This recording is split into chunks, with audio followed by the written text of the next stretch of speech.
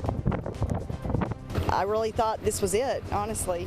That's a funnel cloud, bro. And then it just hit my car, turned my car sideways and started breaking out all the windows. It's a legit tornado.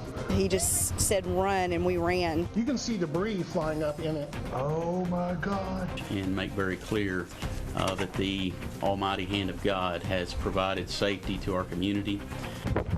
Leaders in McCracken County thankful tonight no one was seriously hurt in severe weather that bombarded the region this morning. And good evening. Take a look. This is just some of the damage left behind. The National Weather Service now calls it preliminary EF2 tornado damage. Still a very active scene right now, but here's what we know so far. Again, only one minor injury has been reported. McCracken County is under a state of emergency tonight. Several roads are closed because of debris, flooding, or down power lines. So officials are asking drivers to avoid those areas, and electric crews are out working to restore the power. So a lot of things to keep track of. Our live team coverage continues at 6. We've got Taylor Clark, Kelsey Anderson, and Laura Wibbenmeyer. We begin with Taylor, who's live in Paducah, with a look at how those outages took a toll on local businesses. Taylor? Well, Kathy, most everyone in this shopping plaza I'm in right now told me they lost power at least a little bit. They suspect the down telephone poles on Hinkleville Road right in front are to blame. I talked to some of the folks here at the Wingstop who were here when it happened, who told me it caused a couple of headaches. We had to stop cooking all the meals that were in the fryer at the moment, and a couple of people had to be refunded that were already sitting down getting ready to eat, and a few people that called in or had an online order we had to cancel them, and they were a little mad. But that cashier told me they kept power on and resumed business as usual after it came back on a little bit close to an hour later. And they said, honestly, the worst thing about business that came from all of these outages is all the construction crews out on Hinkleville Road in front causing traffic issues, making it harder for people to come to the store. Live local now in Paducah, Taylor Clark, Heartland News.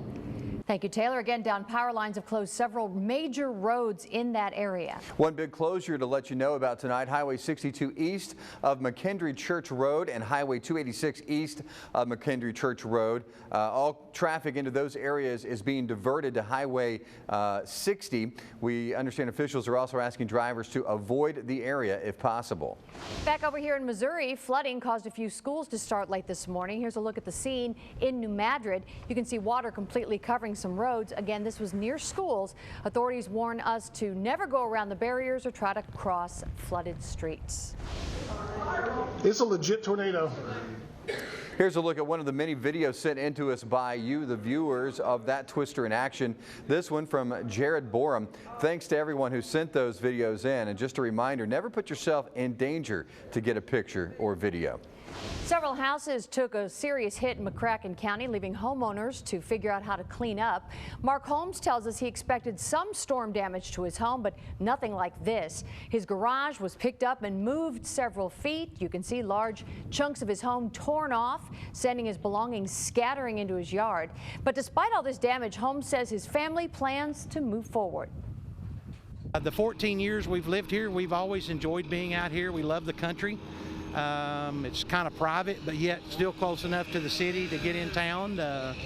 But, you know, most of it's wood, brick, and mortar, so we can rebuild. Memories are in your heart anyway. Holmes says no one was home when the tornado hit, so luckily no one got hurt.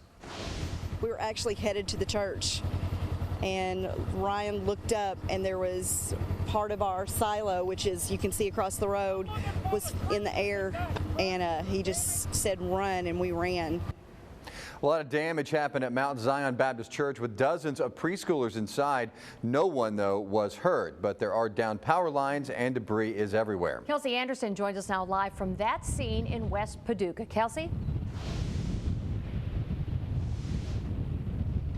Well, Jeff and Kathy, the wind is still whipping and there is debris flying across fields and yards in this area. So it is still a very dangerous scene to be at. And I spoke to several people who shortly after the tornado came through, and they say it's something that they'll never forget.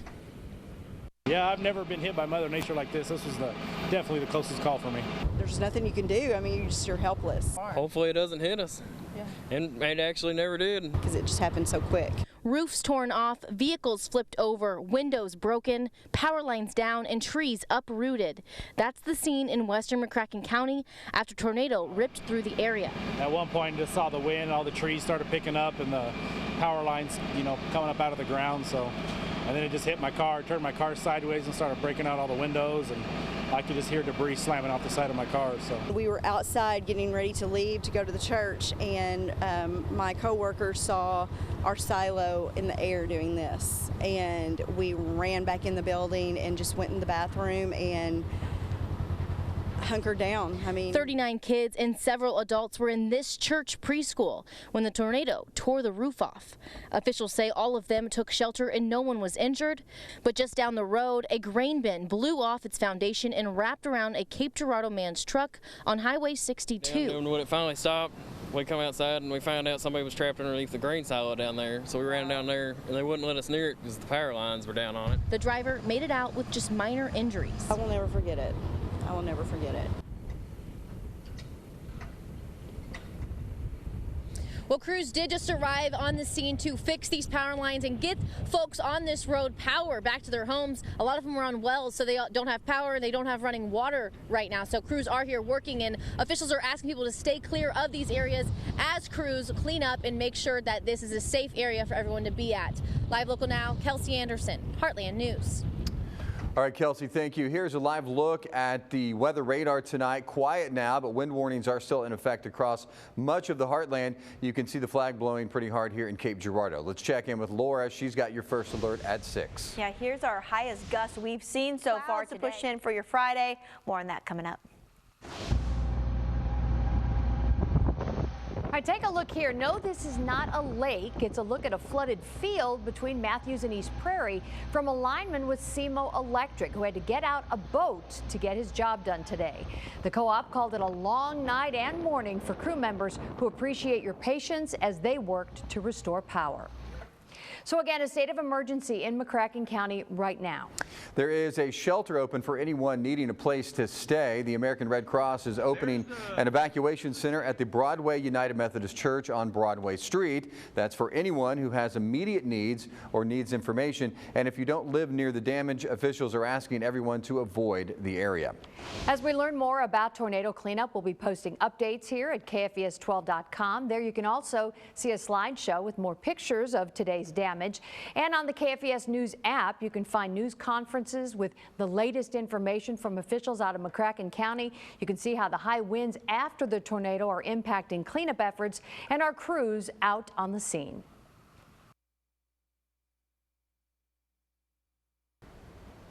An escaped inmate is captured amid the floodwaters in Fulton County, Kentucky today. You're looking at new drone video from David Thomas. Authorities say Robert Lee Adair escaped custody at the Fulton County Courthouse around midday, ran down to the flood wall, scaled it, and jumped into the water. He was found a short time later and taken back to dry ground by boat. Adair was in custody for burglary and theft and taken to the hospital to get checked out before heading back to jail.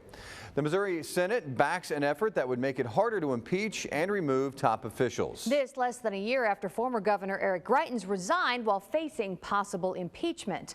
The proposed constitutional amendment would abolish the grounds for which House members had been weighing whether or not to impeach Greitens. It would limit the criteria to corruption and crime in office. The measure, which already has received initial Senate approval, needs another vote to go to the House. Someone in eastern Missouri is about to be a millionaire. Yeah, a winning ticket worth $1.9 million was sold at a convenience store in Troy. Lottery officials say the ticket matched all 6 numbers in the Wednesday drawing, but the winner hasn't come forward yet. They've got 180 days from the date of the drawing to claim the prize. Well, cooler air will be blowing in tonight, so the 70s we've seen the last couple of days will be long gone by the time you wake up tomorrow morning. We'll talk much more about your Friday and weekend outlook coming up.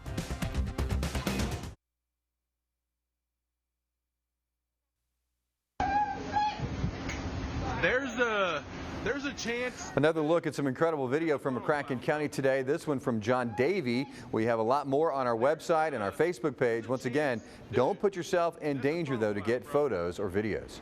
Now let's take a look at the path of that tornado that caused the most damage. The National Weather Service says has confirmed now an EF2 tornado did touch down.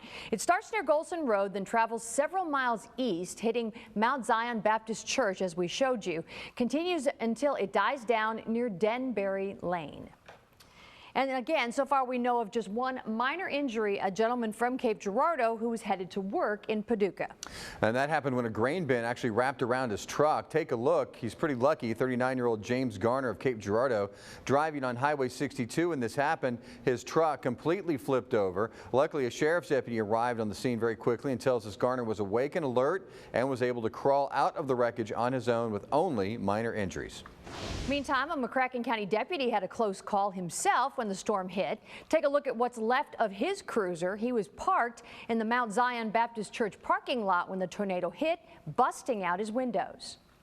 At one point, just saw the wind, all the trees started picking up, and the power lines, coming up out of the ground. And then it just hit my car, turned my car sideways, and started breaking out all the windows, and I could just hear debris slamming off the side of my car.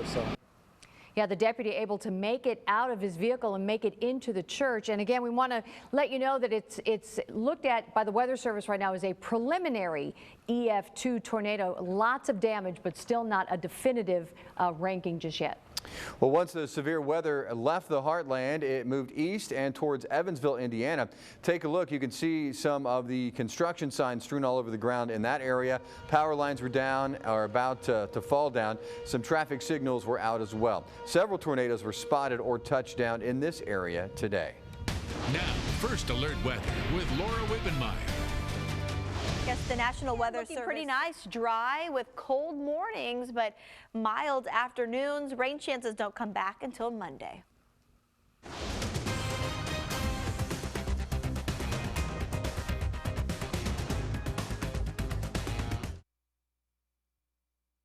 Now, Heartland Sports with Adam King, sponsored by Southeast Orthopedics and Sports Medicine.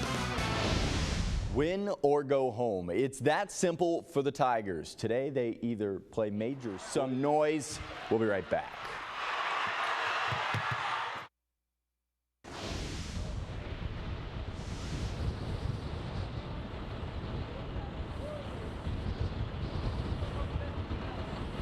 Hey, it's Nathan Elgren with another live update here in Western Kentucky, where there is a lot of tornado damage still. As you can see right now, crews are starting to replace electric poles. They're just starting to raise this one here behind me by the Mount Zion Preschool Center here in West Paducah, where apparently we believe an EF2 tornado touched down. These crews tell me they plan to be here most of the night and say it will take hours to restore power. I was driving around Ballard County earlier today, where numerous homes and barns were also hit by strong winds. I will highlight how the community in this kind of 15-mile radius this EF2 tornado touchdown is starting to repair some of this damage. You can see that later tonight at 10. Live local now, Nathan Elgren, Heartland News.